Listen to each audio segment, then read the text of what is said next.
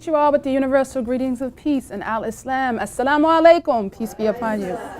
The ISPU team invited me to speak to you all today about Black Muslims and how ignoring their centuries-long ties to the making of America, reaching all the way back to America's earliest beginnings, even before the American Revolutionary War, ignores the plurality of American Muslims.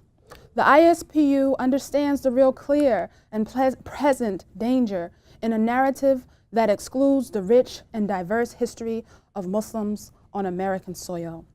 A narrative that is largely framed as foreign and is largely illustrated in the public imagination as only authentic when it is stereotypically South Asian and Arab-looking, despite the fact that the country with the 5th largest Muslim population in the entire world is in West Africa.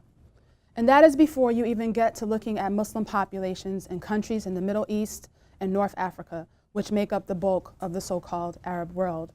And of course, the rich history of Islam among West Africans leads us right back to our zoom in on Islam and America's earliest beginnings, right? As Black Americans were among the closest companions and earliest community of the Prophet Muhammad, and Africa was the first continent into which Islam spread from Asia during the lifetime of the Prophet Muhammad. And that through line of Black Muslim significance in Islamic history extends all the way to West Africa, and West African Muslims being at least as many as 20% of the Africans brought to America through the coterminous forced migration and forced dislocation brought forth by the transatlantic slave trade. Now think about what I am saying for a second.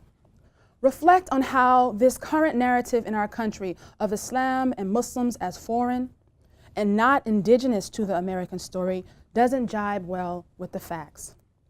Black Muslims, Islamically literate and African-born, coming from centuries upon centuries-long Islamic heritage, on their own continent, were not only who made up the country's earliest documented Muslim communities, but as part of the enslaved population, these earliest Muslim communities on American soil were also part of the makeup of our country's largest single financial asset in the entire US economy, slavery, right? So it begs the question, how do you erase and marginalize the relevance of a people who were forced here solely for the purpose of making America great? First, within the context of the individual British American colonies, and then in what later became the United States of America.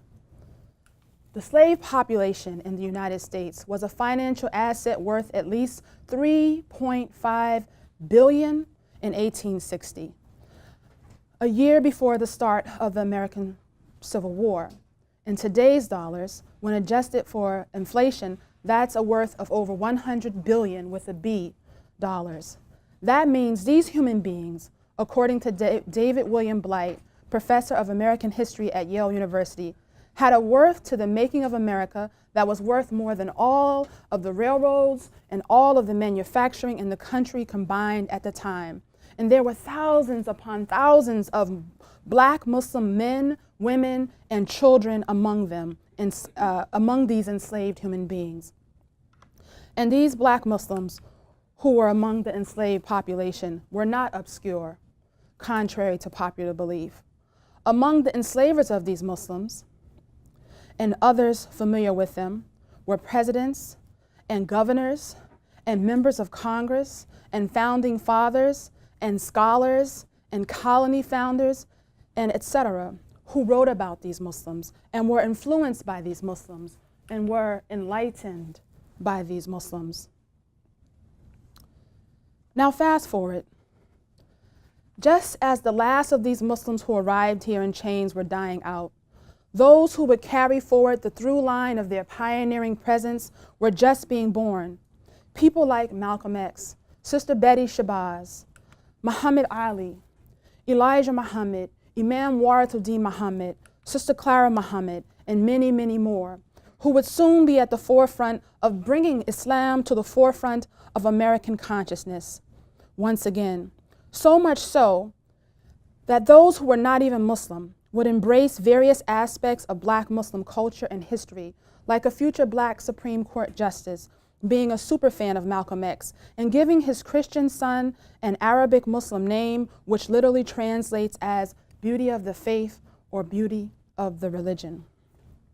In their reach back for their roots, by conscious choice, not by birth, this new wave of Black Muslim descendants, this new wave of Black Muslims, descendants of the enslaved population in America as a whole, Muslim and non, authenticated their Islamic lineage, beginning both with the first Muslim community of the Prophet Muhammad and with their collective history connected to the earliest Muslim communities in Africa and America. It makes sense then that out of a community indigenous to the American story would come the first Muslims to break through in areas shaping America going forward, from our first American Muslim judges, members of Congress, mayors, state legislators, and more, all Black. This man is a true legend in our community. Many people don't know who he is, but just to name to you some of his accomplishments before he speaks with us. In 1979, he argued in court a groundbreaking and first of the kind case.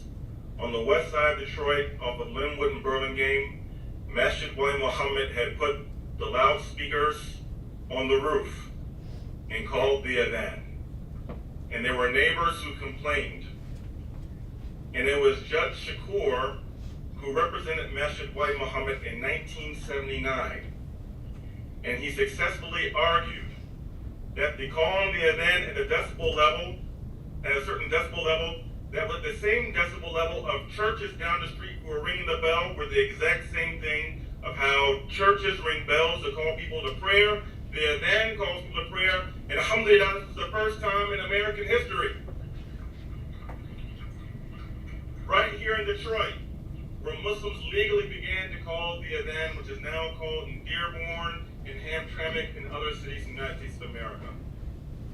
Also in 1979, he argued a case on behalf of some Muslims who were inmates who were not giving in MDOT proper religious accommodations. And he successfully sued, that paved the way for us to have Muslim chaplains in the correctional facilities in Michigan in 1979.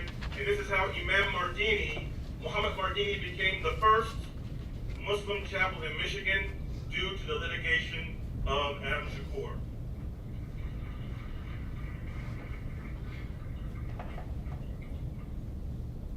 Adam Shakur later became the first Muslim judge in these United States of America. All of these firsts from among the Black Muslim community, which is now made up of more than just the descendants of enslaved people in this country, but also includes a broad cross-section of the African diaspora, or what I like to call the ADAM, the African diaspora among American Muslims.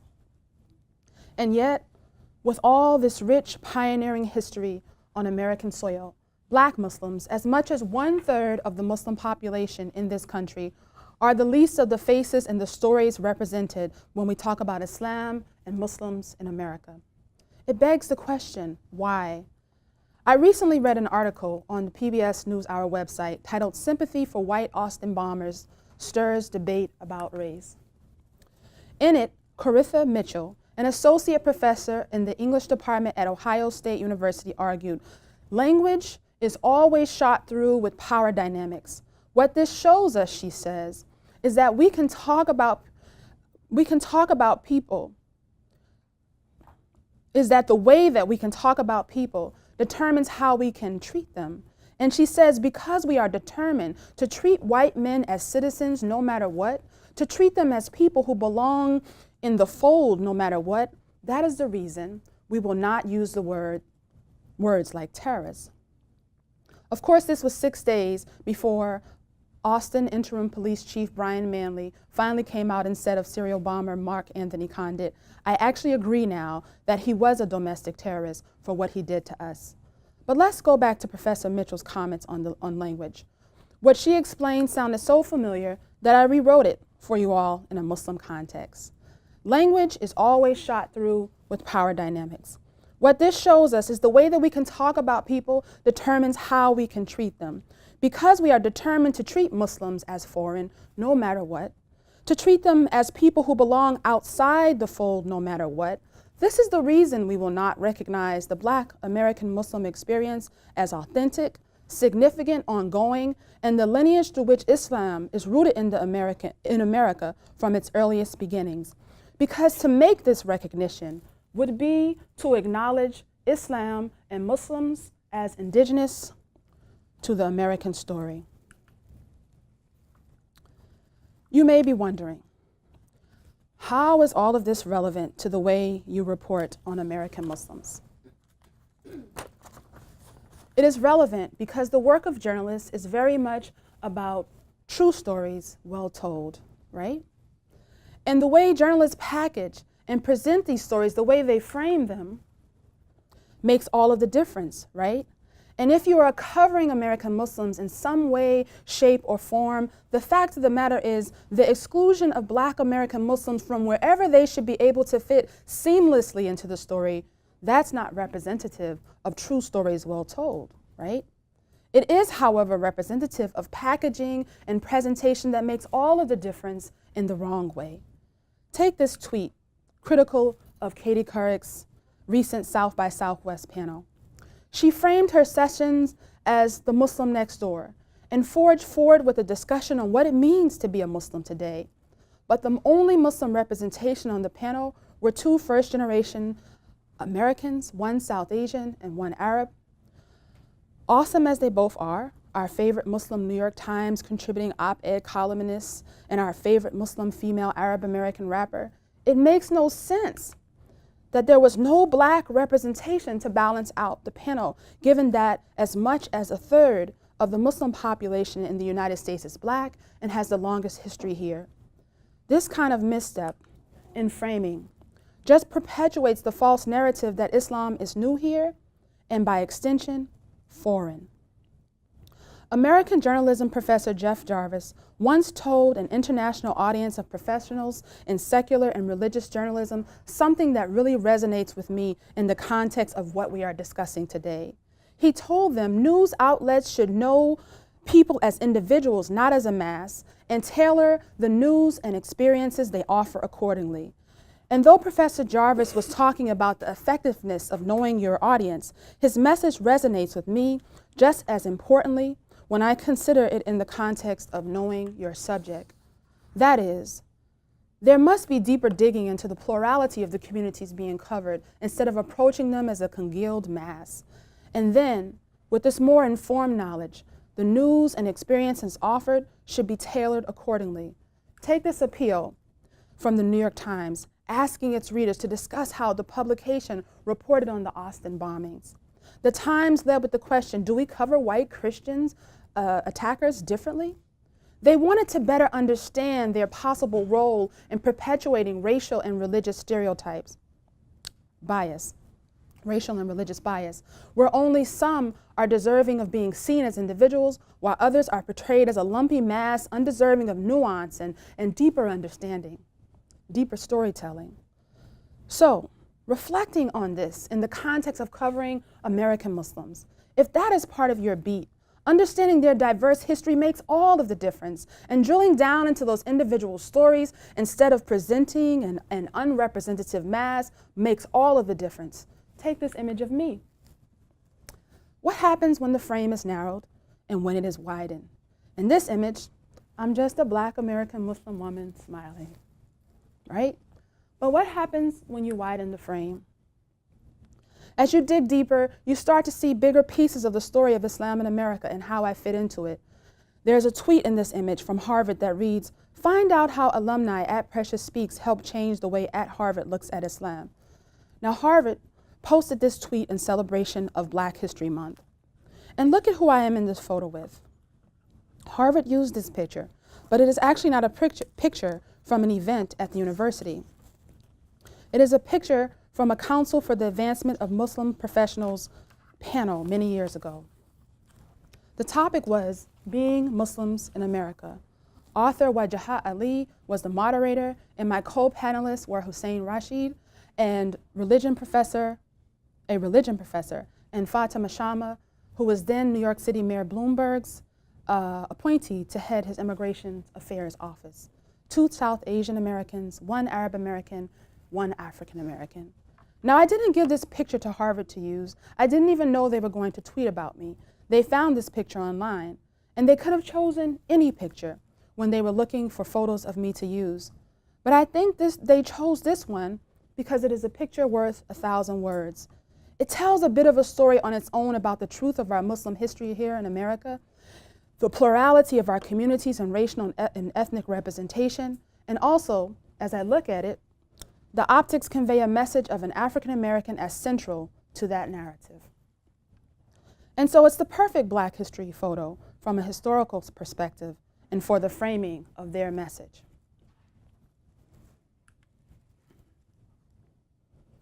Now I'm going to widen the frame a bit more. The one I am standing in right now before you. I'm widening it to underscore why you should not forget the plurality of American Muslims in your storytelling. I'm widening it to underscore why you should drill down deeper to bring forth new, more nuanced true stories, well told and with richer texture, all in the best service to your audiences. And I'm widening it with a story I've shared with less than a handful of other relatively small audiences, and never with the few images, handful of images and video I'm going to share today.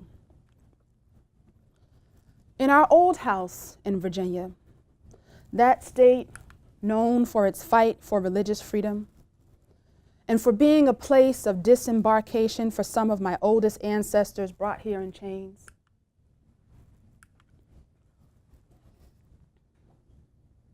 quite possibly Muslims. In our old house in Virginia, not too far from where the dogwood trees on our street would whip themselves up into a shedding frenzy and drop into the air around us every spring, a near blinding snowstorm of soft white petals, mesmerizing my daughters in Yota and Marimbe and me.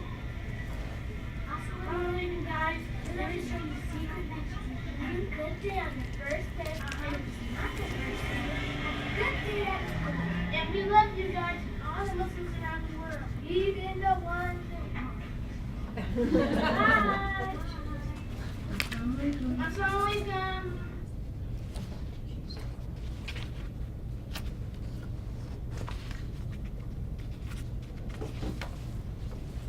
In our old house, not too far from where my husband Carl and I had stood one blessed Ramadan, waiting in the dawn to catch a glimpse of the international laughing at the turkey thing, huh? In our old house, not too far from where my husband Carl and I stood one blessed Ramadan in the dawn to catch a glimpse of the International Space Station as it orbited about 240 statute miles above the planet, we occasionally pointing at false calls that sparkled in the early morning sky. Our surroundings still more night than day, still more bluish black than anything else but for the soft glow of the street lights and my white-socked feet moving this away and that away in the quiet. In our old house, a terrible thing happened to me that reminded me of why I do the work that I do. Same outfit.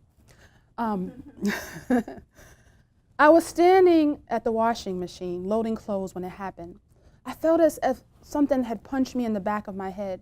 My hand groped at the spot and then it held itself there, as if it had the ability and the sheer caring of its touch to release the pain.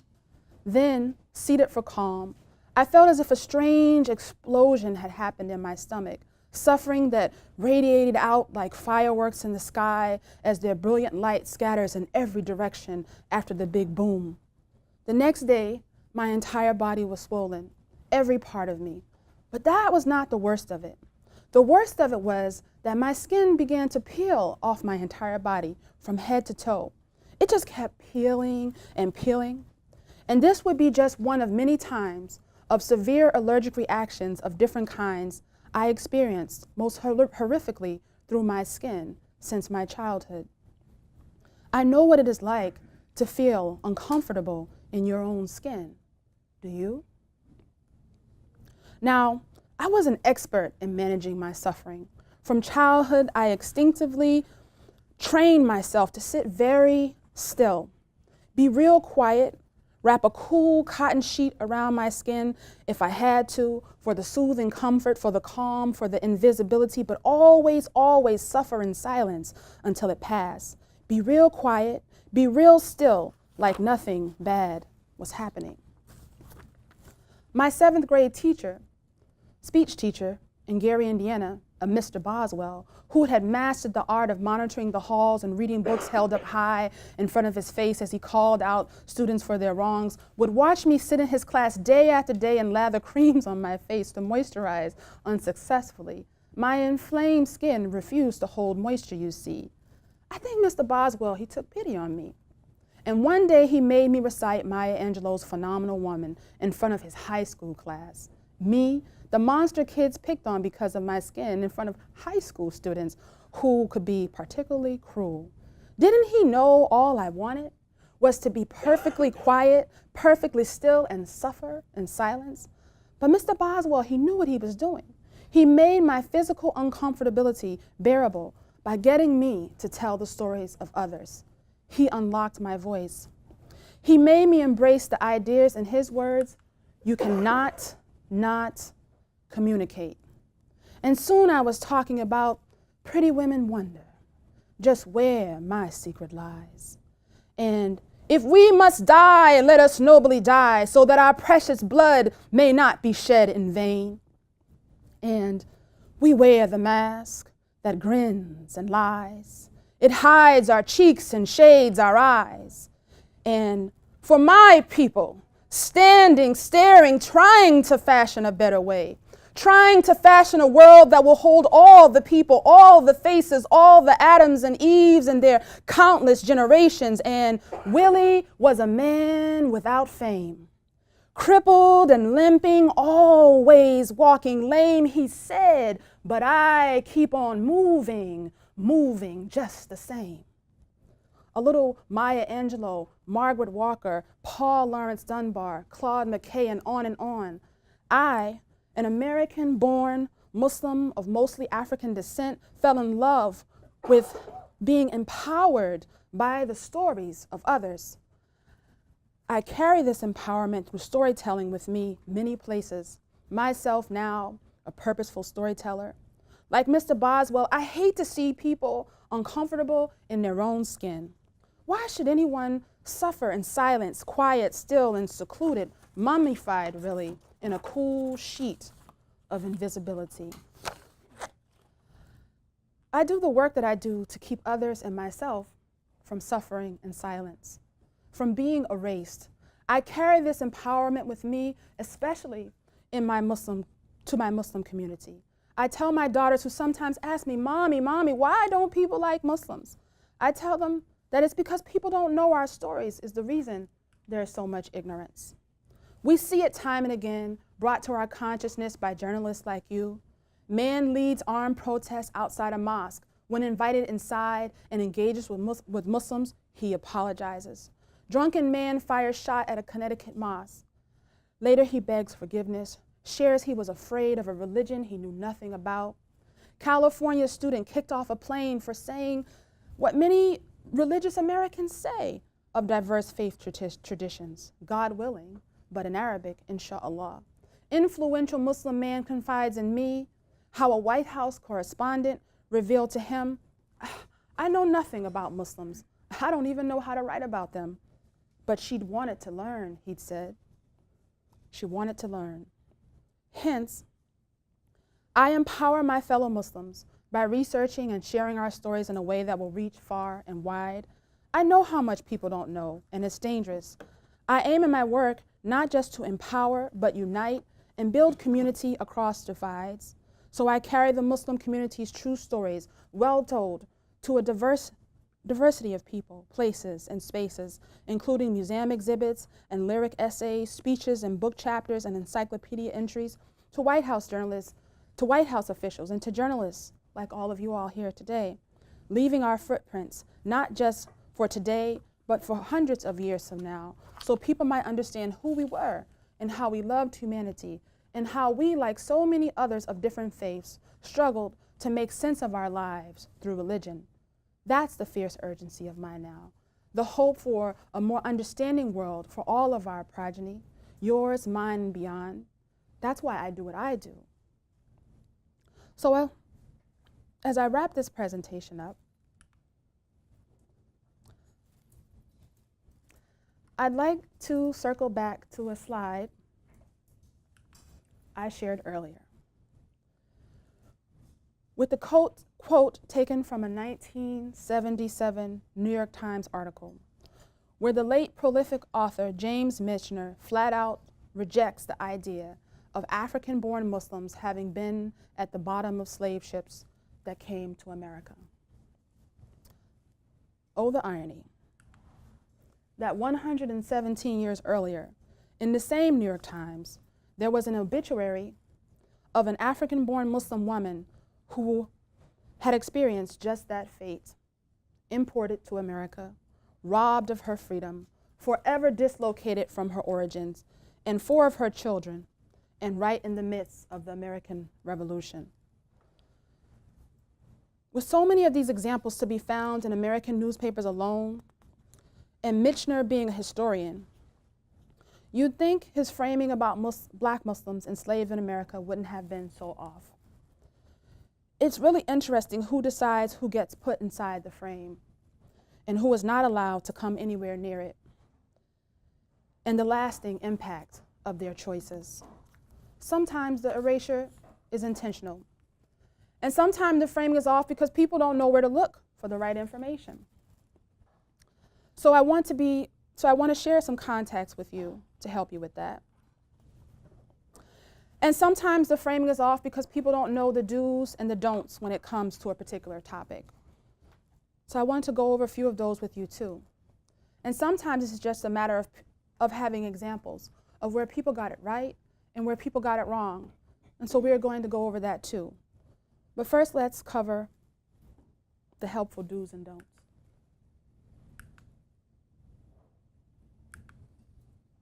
A little shake. So I'm going to read these and then I'll go into the details of them. Don't make assumptions about Black Muslims' heritage. Don't assume Black Muslims are converts. Don't assume Black Muslims' religious affiliation within the Muslim community. Don't make assumptions about Black Muslims' connection to the land. Don't make assumptions about Black Muslims' impact on the American story, whether male or female. They're representing everywhere. Don't ever present Black Muslims as a monolith, and don't continually anchor Black Muslim stories in America around the same 3 or 4 people or themes to the exclusion of others. So for number 1, don't make assumptions about Black Muslim heritage. Hey, it's still there. Okay. Black American Muslims represent the entirety of the African diaspora, including African American, Black African, Afro-Arab, Afro-Latinx, Afro-Caribbean, Afro-Irani, etc. Don't assume Black Muslims are convert. That was number 2. Some Black Muslims have multiple generations of Muslims in their families. Some have centuries. I'm 3rd generation. My daughter's 4th. And on and on. So don't assume Black Muslims' religions affiliation within the community. Some ways the African diaspora among American Muslims self-identify, okay? Some are Sunni, some just want to be called Muslim and Muslim only, that would be me. Nation of Islam, Sunni, Shia, Sufi, Ahmadi. Don't make assumptions about Black Muslims' connection to the land. Some Black Muslims can trace their heritage on American soil back centuries. Some are first-generation Americans, some are recent immigrants. Don't make assumptions about Black Muslims' impact on the American story, whether male or female. They're representing everywhere. They are training America's doctors. They are training America's students on American culture. They are training America's lawyers. They are presiding over proceedings in American courts. They are watching over our nation's historical documents. And they are even taking care of America's hearts. Just a few examples. Don't ever present Black Muslims as a monolith. That's a very diverse photo. It would take me all day to explain all the stories in there. Don't continually anchor Black Muslim stories in America around the same 3 or 4 people or themes to the exclusion of others. That one's pretty self-explanatory. And then the do's. Give you a little shake there. All right. So, do assume Black Muslims are relevant to any story you might do. Do ask Black Muslims how they want to be identified. Do learn about intersectional challenges Black Muslims face. Do practice consistency in capitalizing the letter B in the word Black when referring to the African diaspora. And I think I left off something there, and Muslims, when you're referring, well, I'll explain it. And do know Black Muslims appreciate all well-done research. So, do assume Black Muslims are relevant to any story you might do, whether it's about tackling hunger in vulnerable communities, or running marathons, or opera singing, or working for the CIA, or working in the White House, or art, or traveling, or entrepreneurship, or modern love, or illustrators who are joining in the new wave of adult coloring books, or the midterm elections, or homeschooling, or autism, or even interior design. I personally know Black Muslims who have represented well in all of these areas and more. Do ask Black Muslims how they want to be identified. Some self-identify as Black, as African American, as Bilalian, as Black, as Indigenous, as native-born American Muslims, as New African, etc. And there's whole discussions around Indigenous, but that's a whole other story. Do learn about the intersectional challenges Black Muslims face. The Black Muslim Psychology website has a whole page dedicated to articles that give insight into the acute social invisibility experienced by Black Muslims. They explain the intersectional invisibility Black Muslims experience between anti-Blackness, racism, and Islamophobia thusly. Quote, psychologist Valerie Purdy-Vons coined the term intersectional invisibility to describe the phenomenon that occurs when a group in which individuals with intersecting identities, such as Black and Muslim, racial and religious minority, are not perceived to be typical members of that group and often erased from the collective imagination. Black Muslims experience intersectional invisibility as they are not perceived as prototypical members of the American Muslim community, with Arab and South Asian Muslims viewed as the norm.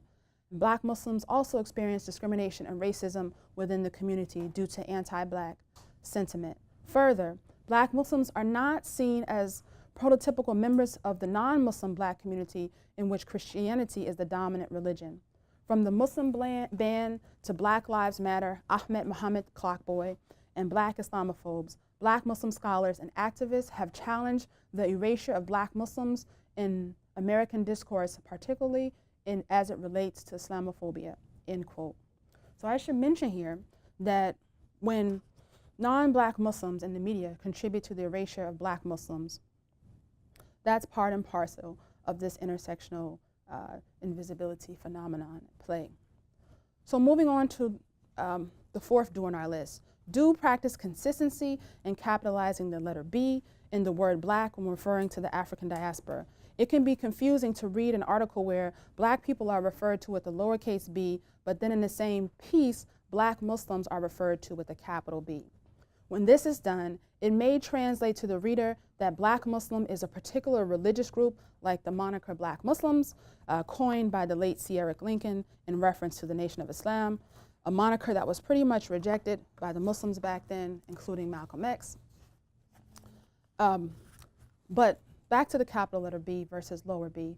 As Lori L. Tharps, an assistant professor of journalism at Temple University, wrote in 2014, New York Times piece titled, "The Case for Black with a capital B."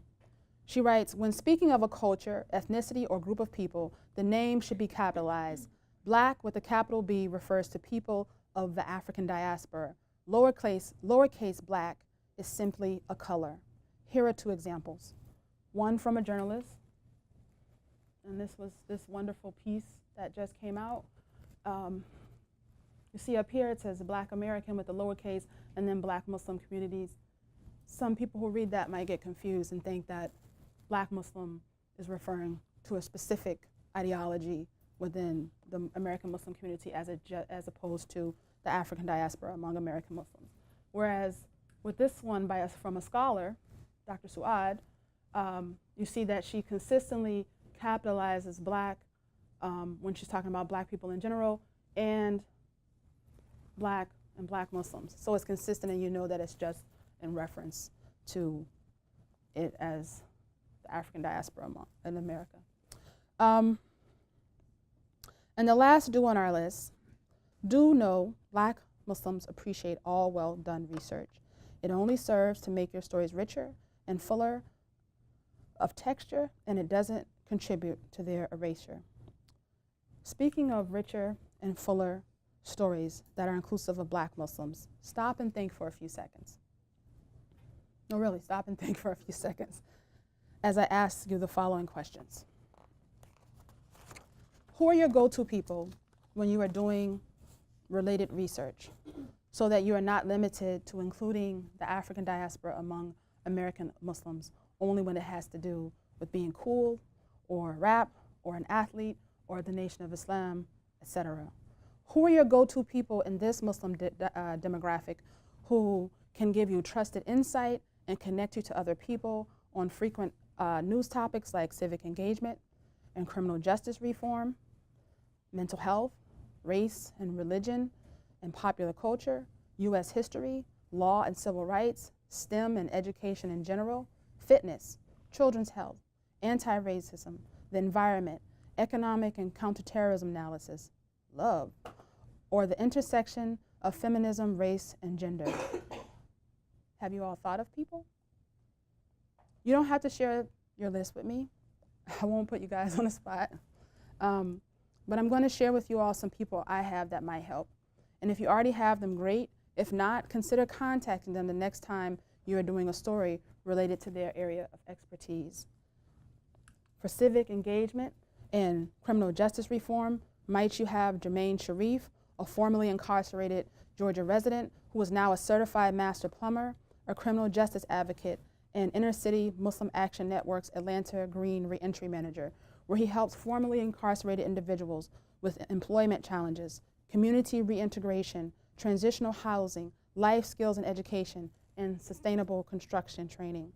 For mental health, might you have someone like the highly qualified Camila Rashad, who has Masters of Science, Masters in Restorative Practice and Youth Counseling, a postmaster's certificate in family therapy, and is a certified instructor in adult higher education and youth mental health first aid, and is pursuing her doctorate in clinical psychology, and is the founder and president of the Muslim Wellness Foundation, which includes the annual Black Muslim Psychology Conference. So as much as we talk about mental health in the media, there's a great person to reach out to for any kind of story that has to do with mental health.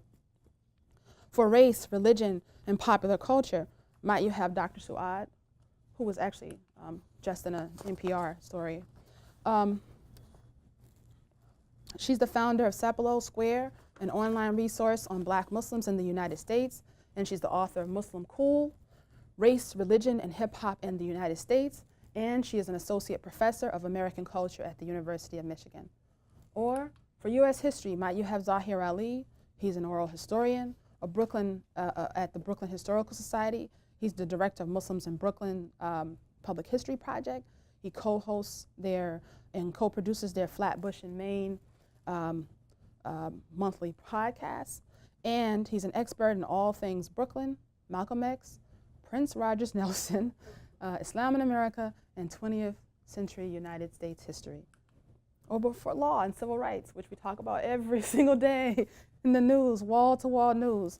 Might you have someone like Rahima Abdul Alim, a former Associate General Counsel in the Executive Office of the President, Office of Administration during the Obama administration, former senior trial attorney in the United States Department of Justice, Civil Rights Division, Employment Litigation Section, and former Department of Justice co-chair of the Civil Rights Division post 9/11 Backlash Subcommittee, and former two-term vice chair of the Department of Justice Association of Black Attorneys. And I read these credentials because people always say they can't find anybody, or there's no one qualified, or where are the people? So I wanted to make sure that I give background, that we have some really good people that can be called on that are often being erased or left out of the story. For STEM education, you have Dr. Marcus Lambert, who is an Assistant Dean of Diversity and Student Life at Weill Cornell Medical College, and he's Assistant Professor of Education and Medicine at Weill Cornell Medical College, and he's a HBCU, graduated from Howard. So, you know, Howard was recently in the news a lot, and that would have been something good to tie him into as well. Then someone for fitness and mental health. We're talking about the marathon today. And here's someone, Dr. Muslima Ali Najiallah. She has a PhD in anatomy. She's a certified Zumba instructor, certified group fitness instructor, a running coach for 5K, 10K, half marathon, and she's a triathlete. Somebody like Dr. Noor Jahan. We're always talking about children's health, autism, so many different issues in the news. Here we have someone who is founder, owner, and operator of a successful pediatric office, and she's in Oklahoma. For anti-racism, racism is always, always, always in the news, and here you have a Black Muslim woman who is the co-founder and programming director of the Muslim Anti-Racism Collective. And then you have someone like, oh, did I say her name? Marguerite, I'm sorry, thank you. Thank you, Asifa. Marguerite Aziza Hill. And then you have Ibrahim Abdul Mateen, pretty self-explanatory. Environment is in trouble. Who are we gonna call? Let's call Ibrahim, right? He has his book out, Green Dean, What Islam Teaches About Protecting the Planet. He's worked with the New York City Mayor's Office of Long-Term Planning and Sustainability, Interfaith Leaders for Environmental Justice, etc. For racism, feminism, class, gender, and she likes to make it clear, love too. This is Dr. Jamila Kareem, founder of her blog, Race, Gender, and Faith. And she's also an author of Women of the Nation, between Black Protests and Sunni Islam, and she's the author of American Muslim Women Negotiating Race, Class, and Gender Within the Ummah. And she actually would have been a good person for the Katie Couric panel because they went into a whole thing about Farrakhan, and her book is on the Nation of Islam. But this is an interesting post because she's actually talking about in this post, she has more recent posts, but this one I liked because of what it says. Jet magazine didn't leave out Black Muslim women, and nor did the New York Times. So she was like on the front page of the New York Times many years ago, and then Jet magazine included, and this is kind of like her in reference to like all the times that Black Muslim women or Black Muslims in general are left out. Then you have Yahya, always talking about counterterrorism. And here's someone who has 7 years experience as a former economic and counterterrorism analyst in the CIA. So this list, of course, is just a sampling, and possibilities are myriad. And of course, you can always reach out to me, the history detective, for advising, consulting, and connecting people to people and on the topic of Islam and America in general.